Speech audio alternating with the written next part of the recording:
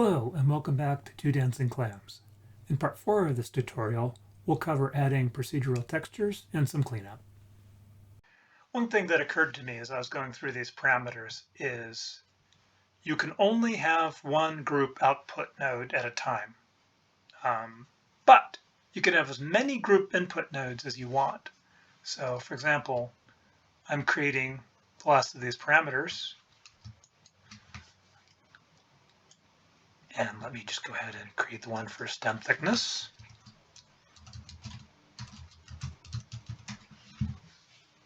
And actually give it some thickness.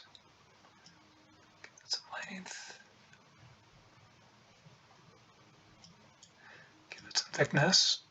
All right, we'll fix the rest of that later. And we don't need this anymore. So now everything we were controlling with those little value nodes inside, buried in the geometry, now we can control from here.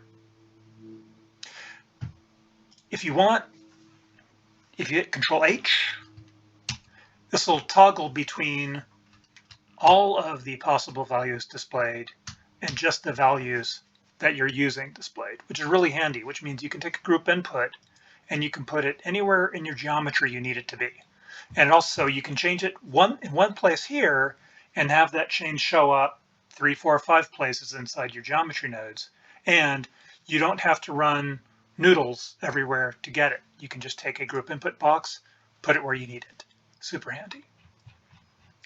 Last thing I want to do is we want to be able to specify the colors here and have them show up in our material. We cannot do that in one step. We can only get things into the materials from the group output.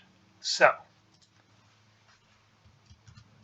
create another group input node. See, I told you can put them anywhere you want. And what I want to do is create a group output for each one of these colors.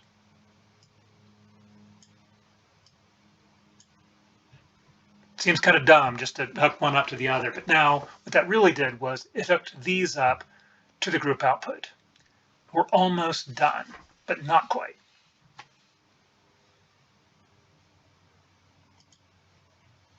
In order for the materials to be able to see them, we need to give them unique names to search by, and that is down here.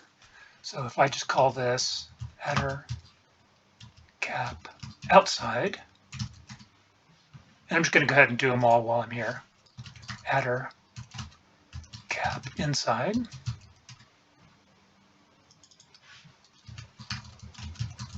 can call it anything you want. You can reuse names all you want. I just like a little bit of separation on the names so I can keep them straight. Okay. And I'm just going to take a real quick swag at these colors. So let's say the outside of the cap is going to be a darker brown. Let's say the inside of the cap is going to be a bit lighter brown. Brown's on a mushroom? You must be mad. I'm going to have the stem be a similar color, maybe even lighter than that. And I want the gills to be a fairly dark chocolate brown. Nice. Okay. We're not seeing these yet because they're not hooked up to anything yet, but that's what we're going to do right now. So let me bring up the shader editor. And we are on slot 4, gills. So we want to change the slot so we can get to the texture we want to work on. Now this is a trap. You can change this, but if I change this, like let's say to the outside of the cap, well now what we've done is we've assigned slot 4 to the outside of the cap, which we don't want to do. So I'm going to undo that. What I really want to do over here is change the slot number to bring up the texture that corresponds to that. So notice we see nothing. Again, mentioned this at the top of the video. Sometimes you go into one of these node windows and you don't see anything because it's scrolled off to the side. And when that happens, select A and dot, and that will center you on the nodes. Now, what we want to do is see this color here, and there's a way to do that. We can do attribute,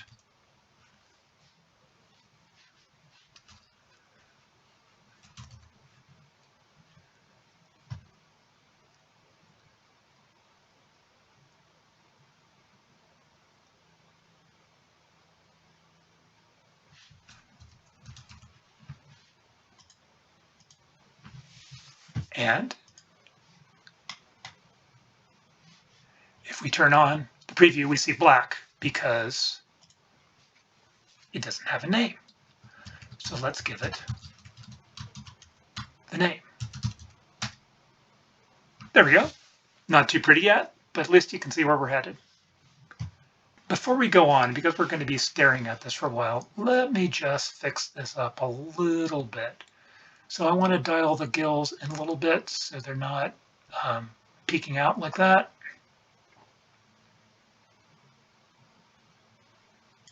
Also, the stem is a bit ridiculously thick.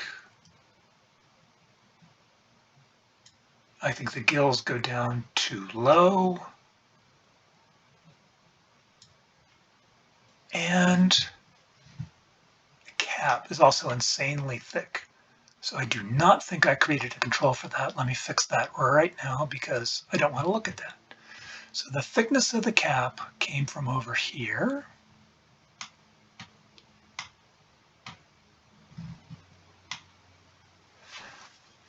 Came from over here, this cap thickness. Forgot to hook that one up, so let's do that now. Shift A, select, we want to group input.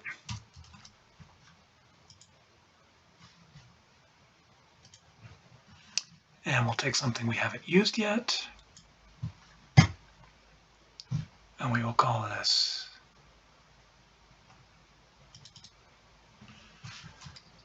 cap thickness.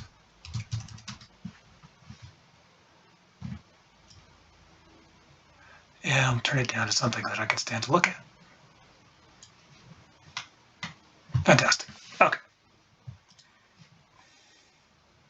Again, Control H to hide the ones you don't want to see. Now it's time to make these textures a little bit more interesting.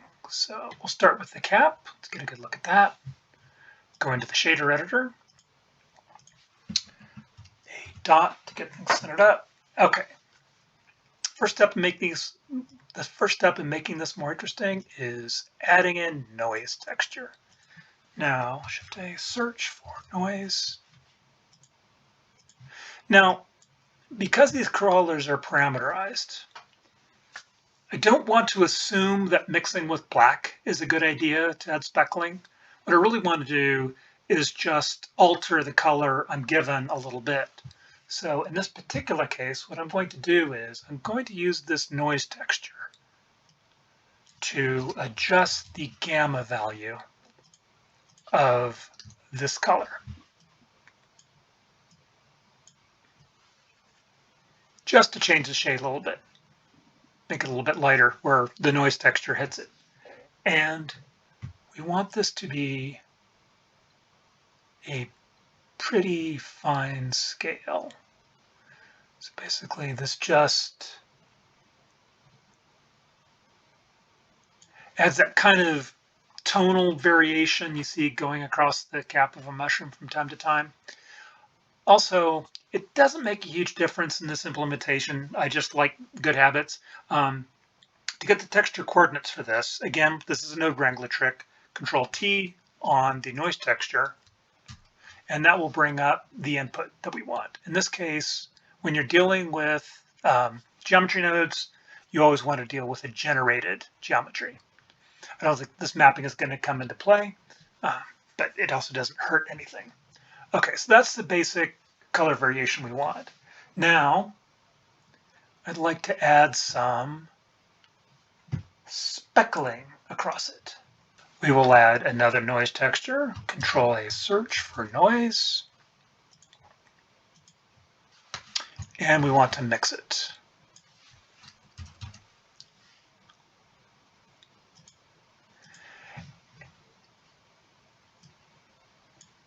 And we're not going to use this noise texture as a color. We just want the black and white values to alter this color. So we're going to actually take the factor and plug it into color 2. And we want to combine them with a multiply.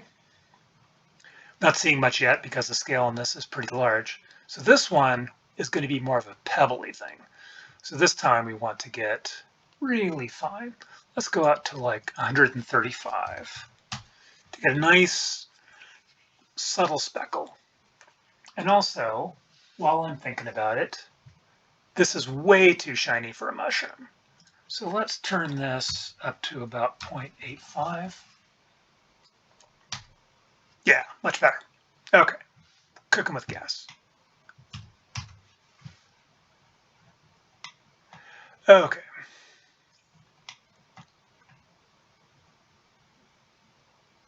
The other thing I want on this is some like dark patches, isolated spots. That is best done with a Voronoi texture.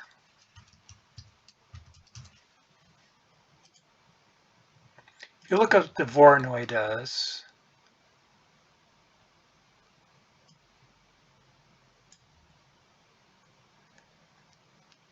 is it gives these interesting island effects. And I want smooth F1 for this to give same sort of effect without the very well defined edges. And I want the scale to be pretty high, something like 36. Now these are the dots we want. By the way, as I go through these procedural textures, I want to give a shout out to Ryan King Art. I think I've learned everything I know about procedural textures from watching his video.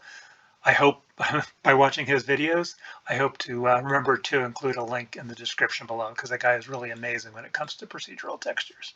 Okay, but that is not our color. We want to mix this in with what we've already got here. So let us gather another mix node.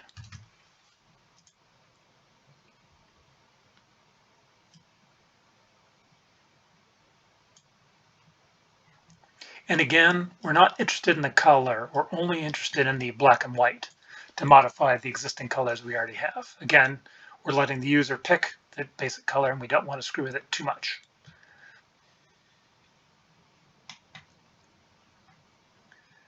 So you can see now we've got these dark brown dots over and we can play with how big they are. Like in the ultimate be-all to kill-all mushroom generator, this might be a parameter you would want to change, and you could actually like feed it in. So we fed in the colors to the attribute system.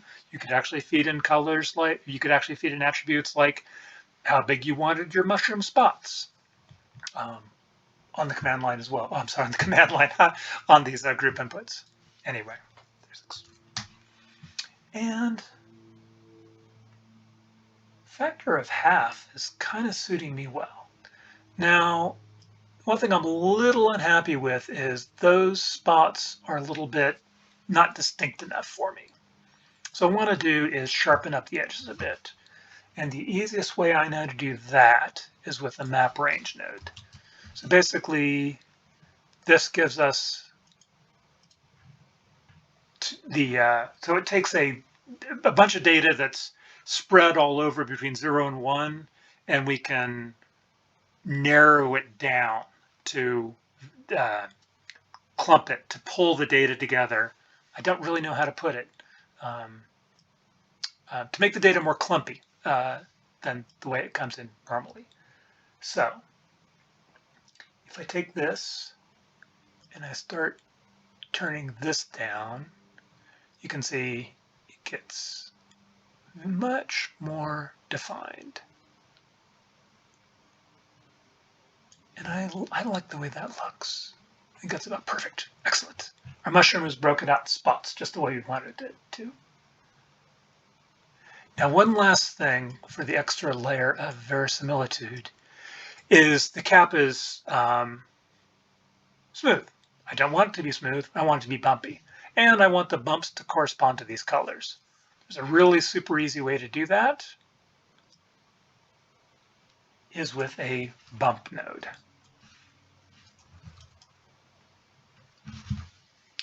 And basically we're going to use the color to tell the bump map, to tell the thing that alters, doesn't actually alter the shape of the surface, it just makes it look like the surface of the shape has been altered. And that, if we plug that into the height, we're kind of simulating a height. This goes into the normal for the shader.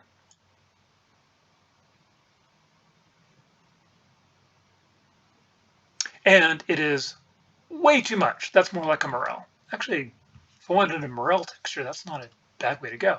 Probably want to play with the Voronoi a bit. Way too strong. Anyway, turn this down to something more reasonable. Like maybe a 0.1. There we go. Nice, but subtle.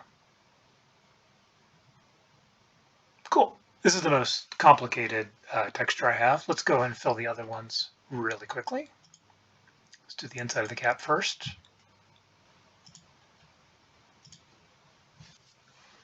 Now I want the inside of the mushroom cap to look pretty much the same as the outside. I'm going to change a couple of things just to tweak it, because I want the outside to always look a little bit more dramatic than the inside. But then again, sometimes, like when you change the cap height, the inside is the outside, so it should have some interest to it as well. So, but I'm going to start with this, waste not, want not. Again, don't change this, change the slot, Control V for paste, and hook this up.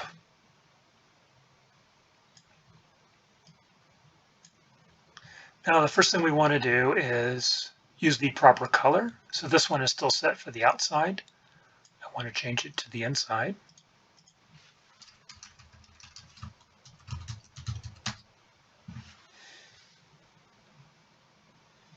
And I don't want the inside of our mushroom to be quite as speckly as the outside. So the first thing I'm going to do is, I don't think the map range is necessary. More diffuse spots is fine. And it's also, I want them to be a little bit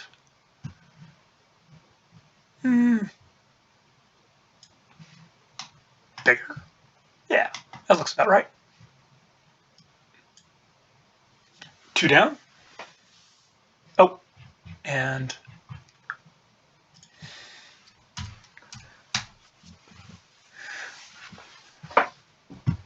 next, oops. Let's do the gills next, because that's the easiest texture. Gills are usually not seen that much, so I don't think it's worth spending a huge amount of time on. Also, gills tend to be, because they're covered with spores, they tend to be very dark and non-reflective, and that's not very interesting. So the first thing we want to do is make them very non-reflective. And the color is going to come from the header gills.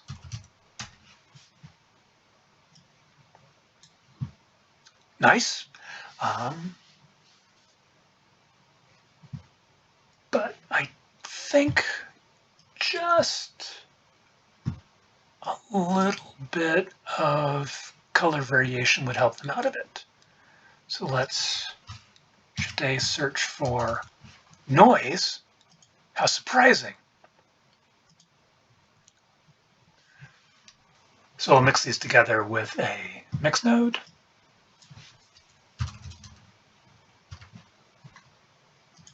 And again, I'll use the factor because I'm only interested in altering the original color, not creating a new, introducing a new color. And we want this to be darkened this time. And we want mostly the original color. And also we want this to be a pebbly kind of speckly effect, so let's give it a huge scale. Again, it's unusual, you can see this unless you get really close, but you can tell we're just adding a little bit more interest to it. And that's it for the gills. Again, because you're almost always seeing them edge on, their presence is subtle. Lastly, let's do the stem.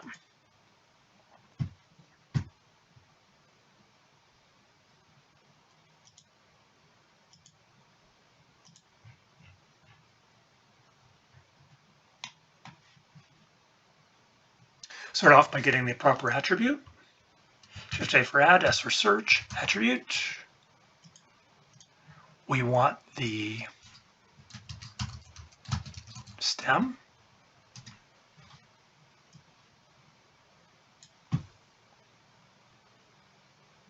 And we get the stem color. Not wild about that one. Let's make it a little bit more reddish. Yeah, good. I can stand to look at that. Let us mix this with a noise texture, Wi-Fi tradition.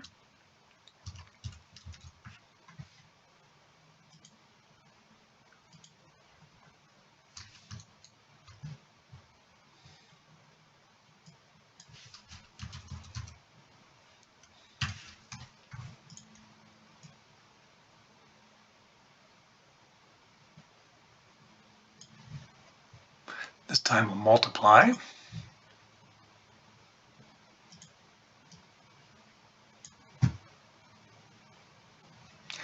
And again, this is the kind of pebbly effect.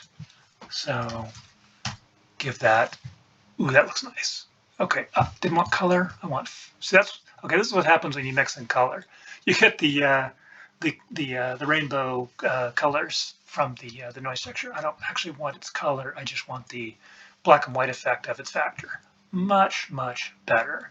Now, the other thing I want to simulate, and that factor, might adjust it later, but let's go ahead and, I want it to be a little bit more subtle than the other surfaces. Now, the one thing I've seen a lot on mushroom stems is this kind of horizontal, almost a scaling effect. It leads to like horizontal splotches across. So I'd like to include some of that to make our stem stand out a little bit. Easiest way to do that is with a Voronoi texture again. So let's add one of those.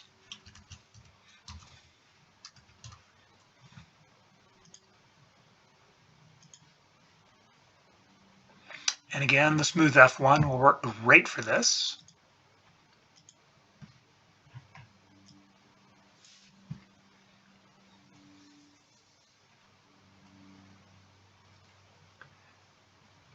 And let's go ahead and here's another node wrangler trick. We can just Control Shift, left click, and then we can see just the output of the Voronoi. Okay, so right now it's just spots. Now, one of the things is we want a horizontal pattern. We don't want the kind of round symmetrical pattern.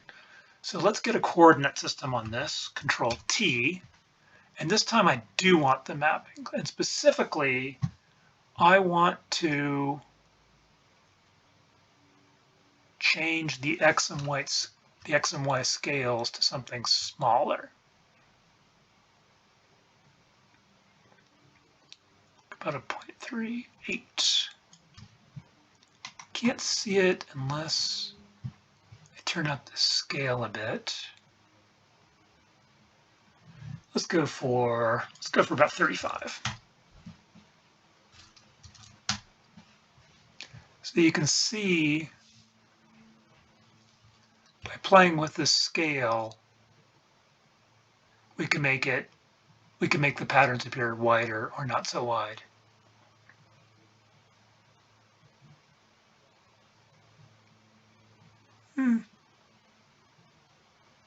About there maybe. Next, I want to make these not stand out quite so much as they are, so make the effect a little bit more subtle. Some way to do that is with a map range node. And if I turn down the maximum, you just get a little bit more subtle. Now, at the same time, I also want to make them a little bit more well-defined, like the scales on the side of a mushroom. And a good way to sharpen up the edges is with a color ramp.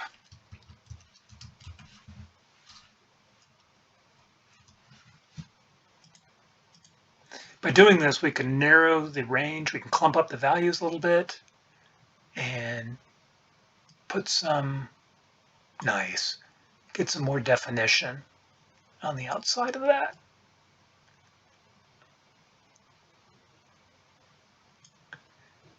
This looks a little bit intense now, but we'll mix it down a little bit when we put it in with the rest of everything else. Excellent. Now the last step is just to control click on that to get back to the principled shader. So let's go ahead and add in a mix. Search for color 1. Now I actually want to apply this to the color directly before we start doing anything else. So let's go ahead and bring that color down here. And we can just insert it, just insert it into the middle of everything.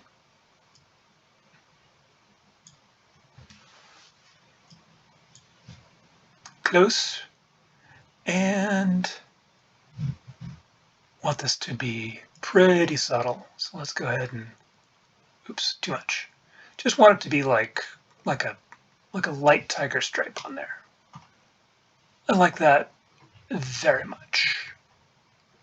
Maybe not so much of this. Yeah, it's looking more like I want it. And that, add just a little bit. Too much. Should be subtle. Excellent.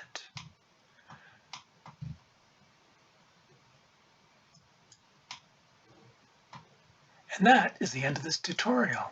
Thank you so much for joining me. I will make the files available. Check the link below and catch you next time.